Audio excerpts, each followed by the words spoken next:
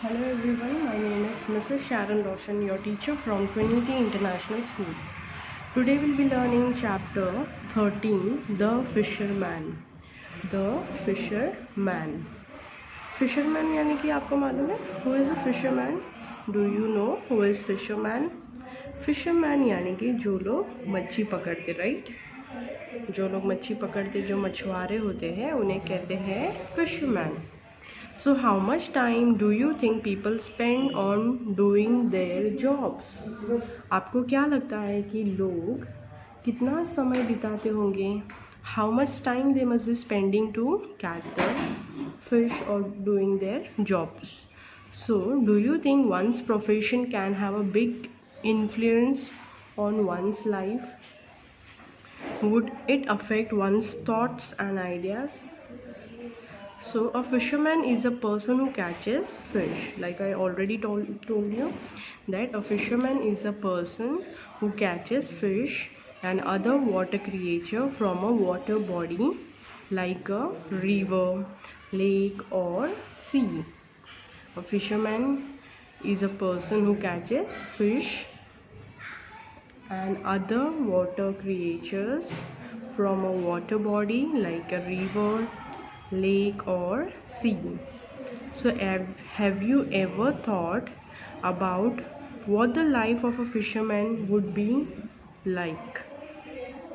So have you ever thought about what the life of a fisherman would be like? मतलब क्या आपने सोचा होगा कि फिशरमैन लोगों की लाइफ क्या होती होगी, right? So will come to know through this poem. So the poet's name is Abby Farewell Brown. Abby Farewell Brown. So the fisherman goes out at dawn when everyone's abed. यानी कि fisherman लोग, मछुआरे लोग कब जाते हैं fishing करने के लिए? जब सभी लोग सो जाते हैं, रात को जाते हैं वो लोग ना, मिडनाइट में. बेड यानी कि इन बेड, अस्लीप. वो लोग बहुत दूर जाते हैं फिशिंग के लिए. When do they go? They go at midnight. And from the bottom of the sea draws up his daily bread.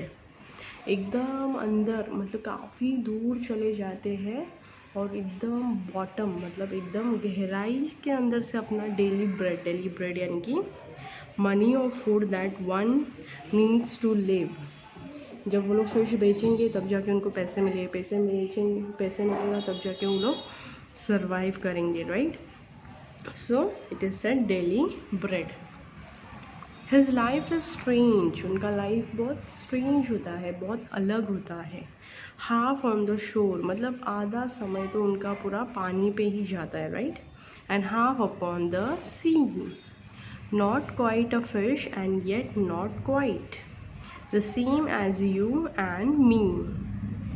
The fisherman has curious eyes. Curious यानी कि unusual.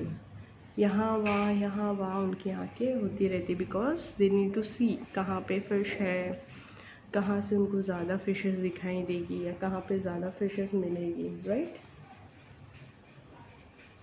So the same as you and me. The fisherman has a curious eyes.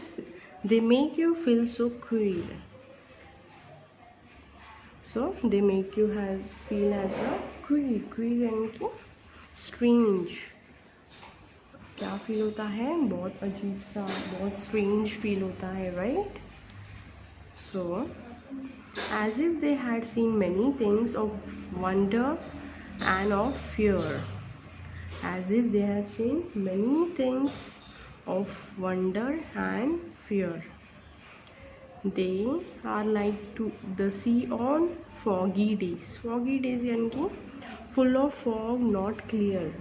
कई time ऐसा होता है कि fog होता है जिसमें पूरा मतलब ऐसा बादल छाए रहते हैं जिसमें हमें कुछ दिखाई नहीं देता है, राइट? तो उसे कहते हैं foggy days. Not grey nor yet quite blue. Grey भी नहीं बोल सकते लेकिन काफ़ी ब्लू भी नहीं बोल सकते.